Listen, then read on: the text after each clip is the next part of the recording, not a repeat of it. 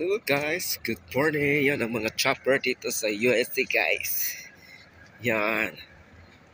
Sasakay na kami guys kasi pinababa kami kasi mayroong cargo ipapasok. Tatlo lang kaming magbiyahe guys, special.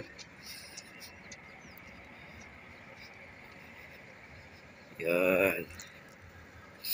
Ito isang kapitan guys. Yung mga kasama ko.